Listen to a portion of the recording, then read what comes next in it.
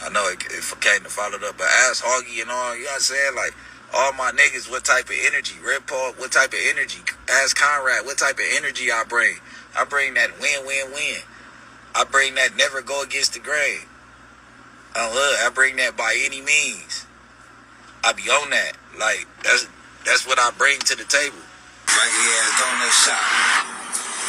Big Kizak. They got you going viral on the internet, bro. You see the nigga going viral. Look at him.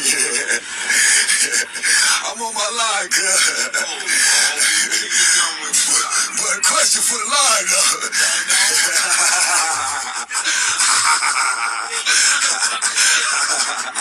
They got your face all in the captions, cuz.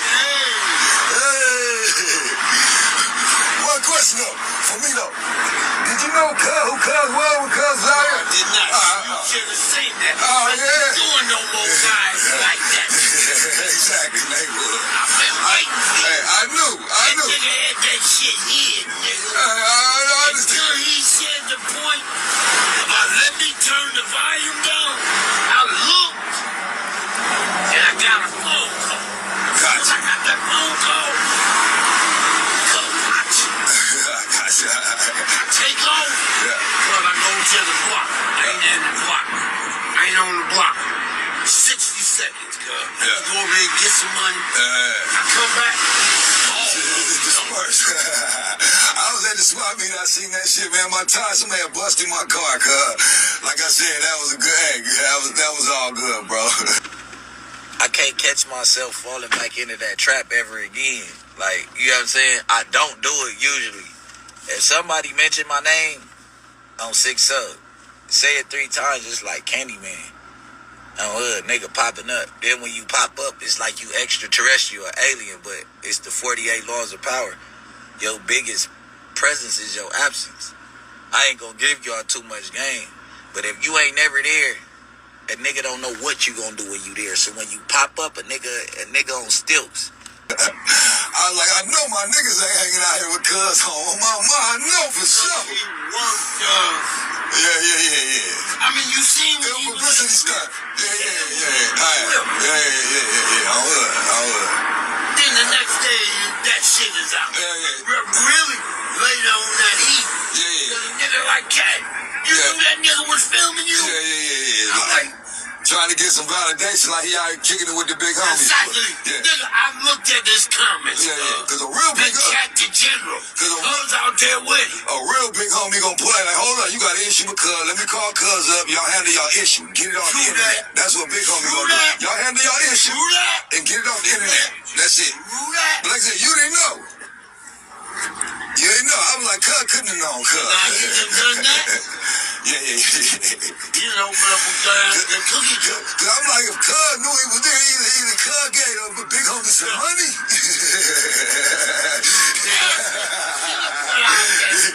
Got a big homie. You should have hollered at me. Oh, wait, I didn't say nothing about you, Cuz. Yeah, That made reference. I'm the only big homie out no, there. them other niggas big. And Ronnie's a little. No, they be putting their narratives on it. I never speak bad on homies. Yeah. I knew my mind Cuz didn't know. All you gotta do is look. Any nigga live I get on, I'm doing the hook. Bro, I know you better than that. I ain't get none of that. I know you was in the background doing something else, Cuz. You was over there telling a whole nother story, Cuz. You hear me talking about hood day. I'ma keep on pushing how I'm pushing. Don't ask me to be at nobody on 6 Sub, homeless ass hood day on 6 Sub. I don't want to hear about it again, Cuz. I know, Cuz. But when you see all them little spins on the narratives, I see that shit. they put their ass spin. They got me like I'm people in the hood. I ain't tripping on the homies. Every comment was on there is Brick Baby gotta be from 6. He ain't go out there with me from 60. Like I said, that was a publicity stunt. 600 publicity stunt. Publicity stunt. Can't jump out with his burn. Whole Shabamski, yeah. What this nigga say?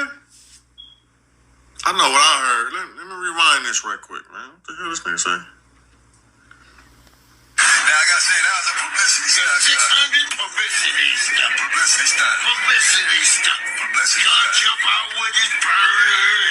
The whole shabam. Man, let me play this shit one more time, just in case if y'all think it's y'all might have heard something wrong. I know what I heard. One more time. Hold on. Yeah, all the actors. Publicity stunt. Publicity stunt. Publicity God stunt. jump out with his burner. The whole shabam. Yeah, all the actors. God, that's how it go. Eat blue rag in the cold. Yeah. Nigga ain't paying attention.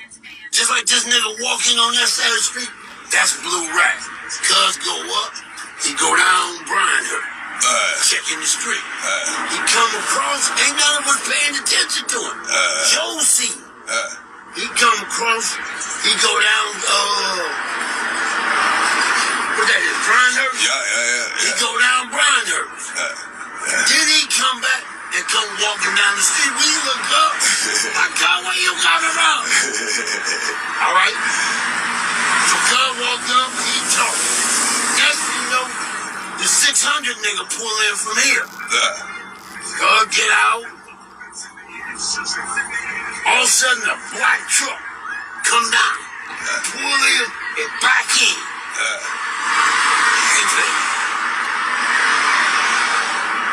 Nigga said, "That's the red baby." Spotted an alien. I like So we nigga all spotted over here. like a nigga spotted a Listen, leprechaun. hold up, Jack. We all over here. So they over there doing their little riff-raff.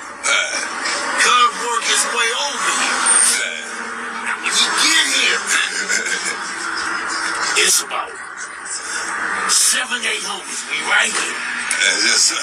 Right here. Niggas is sitting on Mad Running and sitting on the bed. Cuz greets everybody. He ain't greet me. So I'm over here, cuz. Finna unleash him. The nigga, Rag see. So Rag get on his head. He spit all big on him. I was looking across the street, cuz you got here with this goofy ass shit, nigga. Nigga, just take that goofy shit away up. Take that shit back in. You don't hear none of this. Yeah. You cut all that shit out. Look, crap. I knew better, cuz. I was like, I know my real niggas ain't going for that bullshit on hood, nigga. We love the homie too much, cuz, for that. On hood. You hear how they talk? Oh, it was a rare sighting like an alien. He pulled up the big black truck. Oh, they said it was yeah, nigga, I'm different. Dead. Catch myself. But yeah, I'm different. I'm 6'0". It was like, you get what I'm saying? I'm way different. I'm hood. Niggas talking about, oh, they didn't know it was, man, I don't give a fuck Snoo you is, nigga. On the dead homies or how old you is, nigga. Get it how you live, nigga. Nigga gonna start really, nigga, on hood. Punking you old niggas on 6'0". Nigga trying not to be a bully, nigga. I was in jail bullying niggas. Ask anybody, nigga. On 6'0", I'm really a bully, cuz on hood, I don't bully niggas on the streets. On 6'0", I'm really a bully though, cuz on 6'0".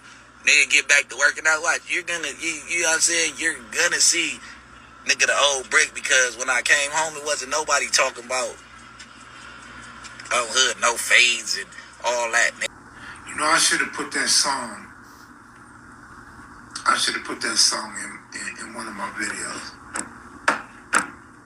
Never turn down a fade. Never turn down a fade. But then I was like, nah, people would take that as a subliminal and they might want to fight.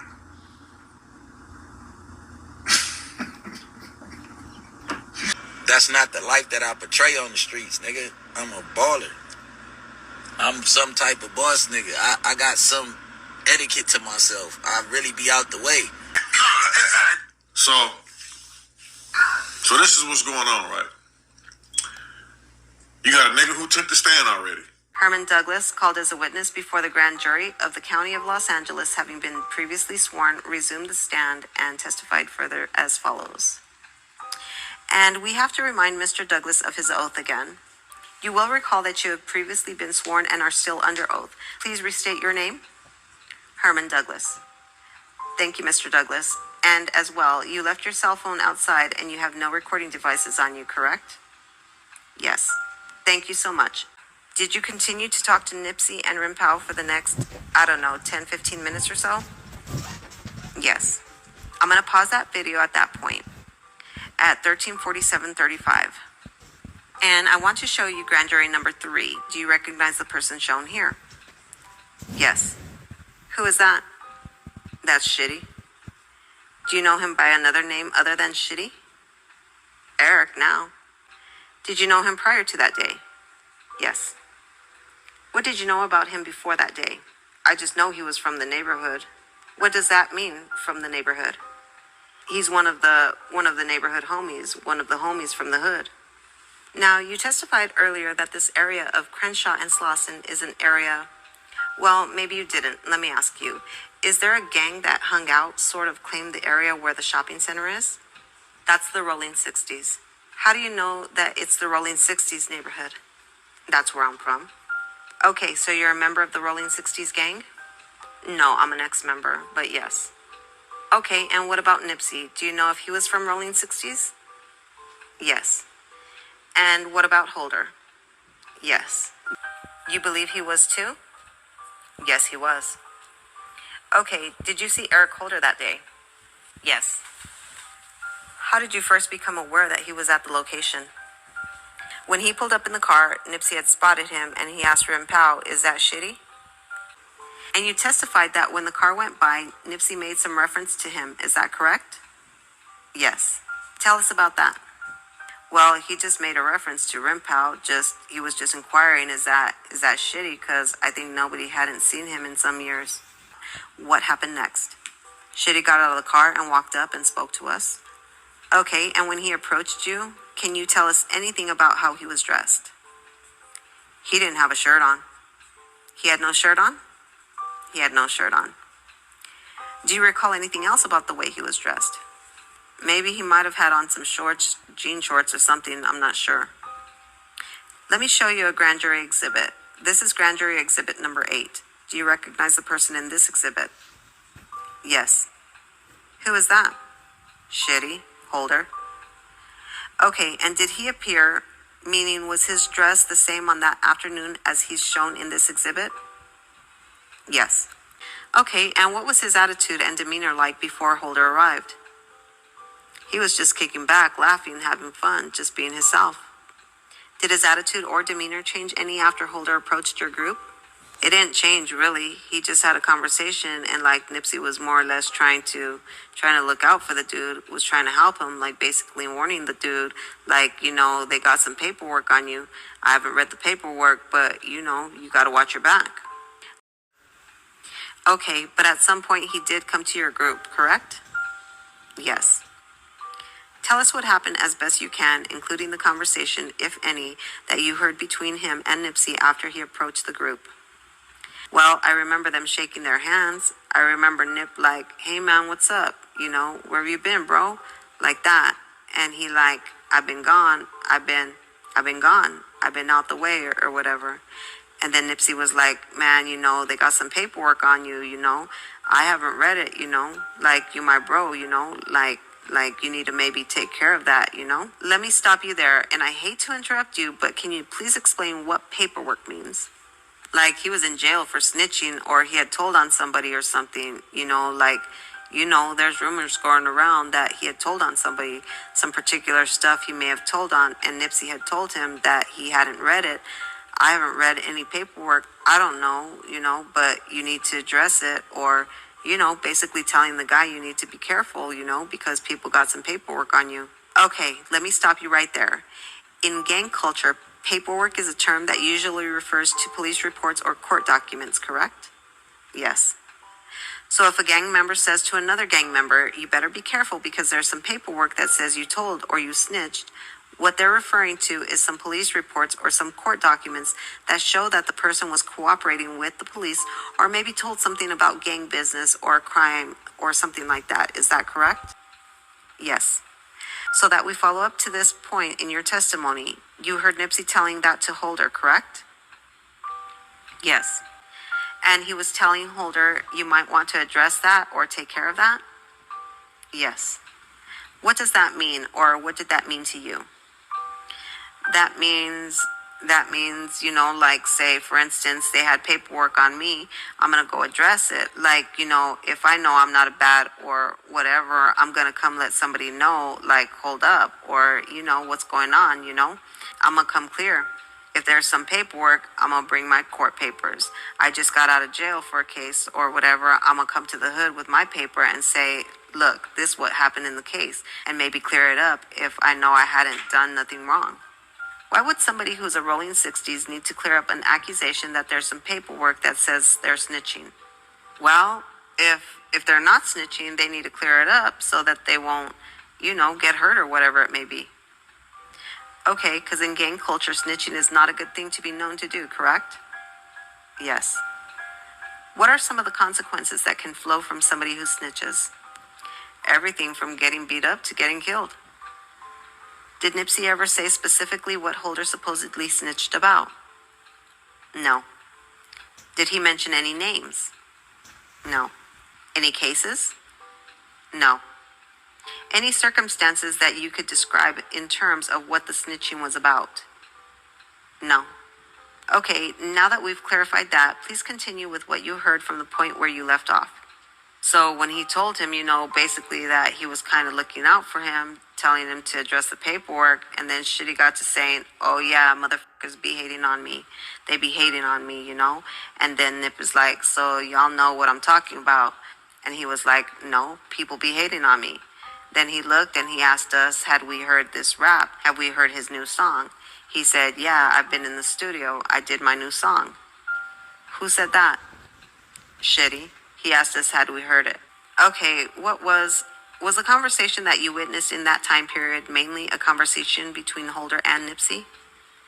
Yes. Were you chiming in at all with anything?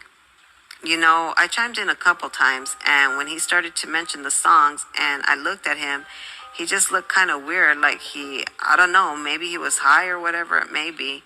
Basically, I told Nip at one point, come on, let's go in, you know what I mean? Like, I don't know, just check in. In that parking lot, we don't hang out too much like that.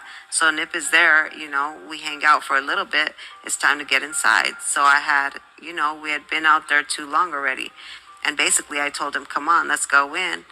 And I think at that time he had started to sign somebody else's autograph, but that's a little bit later. Was there anything about Holder that made you feel like you wanted to get Nipsey away from him? I mean, it was a straight snake move, something in my gut. I felt something in my gut, and I asked myself, like at that split second, I asked myself, why do I feel this way, just his presence made me just had an uneasy feeling about him, his demeanor and the stuff he was saying. It was no hint of any animosity. There was no hint of anything. Like I said, it was like a straight snake move. Had they had any type of words, I would have escorted him out, Had they just had, any type of, it was just a straight snake move.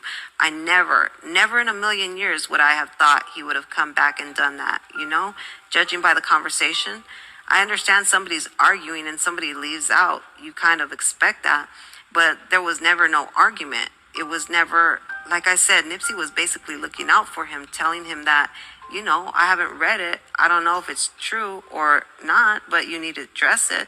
That's what Nipsey was doing. And what was Holder's attitude? I know you said that this was a conversation that didn't seem particularly heated to you, right? Yeah. They were both speaking in a normal tone of voice?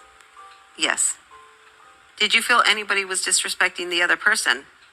Not at all, not at all. Had any disrespect went down, I would have escorted him off the parking lot. So when I walked into the Marathon store, walked around the corner, when I got to the break room, sat down with my salad, I heard the gunshots. I heard maybe a few gunshots. I started running out to the front. I heard some more gunshots. When I got to the front door, seen Nipsey on the ground and seen Holder running. Let me go back to grand jury exhibit number 4. Can you point to or describe something on this exhibit that shows where you saw Holder as you re-entered the parking lot from the store? I think it was somewhere in this area, an area right by Master Burgers, up in that area somewhere, about to turn that corner. When you say turn the corner, are you referring to the corner at the edge of the Master Burger building and the alley? Yes. So he was running towards Crenshaw Boulevard? Yes. In that direction? Yes. What part of his body did you see? I just remember seeing him just, I heard the yelling, I looked, I seen Nip on the ground and just looked up and I just saw him basically the back of his head. Okay, so you saw someone who you believe was Holder for a split second running away from the direction of the parking lot, correct? Yes. Did you assume that it was the same person who Nip had called shitty earlier? I didn't assume, I knew it. Yeah, I knew it was. Okay, how did you know it was him? I just know him when I see him. We had just talked to him. Okay, was the person you saw shirtless when you saw him running in that direction? At the time, I really couldn't say. At the time, like I said, I just looked up and remember seeing him and seeing my boy on the ground. Okay, so it was an assumption that you made based on that split-second observation, seeing a person running away from behind, correct? Yeah. This is why I don't even fuck with niggas, bro. You got a nigga who took the stand, right? Now, I can't really blame the other nigga he talking to, because I don't know if he know he's being recorded on live. I'm on my line, cuz. But question for the line, though.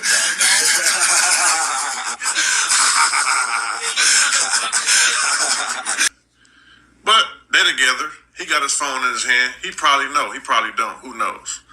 So I can't really blame him for telling what he's seen to a homie. But if not why is niggas even telling him anything, you know what I'm saying? Niggas is on live, recording niggas, saying what happened, who did what, who was where, who had what. They say 600 hopped out with a blower. That's crazy. You talking to a nigga who took the stand. What the fuck you expect him to do? You know what I'm saying? So this is the type of shit we dealing with. You know what I'm saying? You got a nigga who took the stand before, pulling up, get niggas to say what happened. Well, I mean, what you trying to do, cowboy? You trying to get in there, come raid a nigga house? They probably ran my name and seen I'm legit. Okay, we can't fuck with him. And they probably ran somebody else's name and seen they ain't got a firearm permit. And that's probably how I got the homie locked up, homie. Niggas is trying to get niggas in jail, bro. I ain't never ratted. I never will. I ain't never fucked with a rat. I never will. And I don't even fuck with niggas who fuck with rats. We take it to a whole nother level. Not only if you ratted, we ain't talking to you. But if you talking to a rat, we ain't fucking with you either. For sure. And I stand on that. For sure. This is why it's cutthroats. Yeah, that's why it's cutthroats. A lot of motherfuckers don't like me. They're busters and rats. They ain't supposed to like me. I ain't supposed to like them. It come with it. I'm 16. I've been doing this for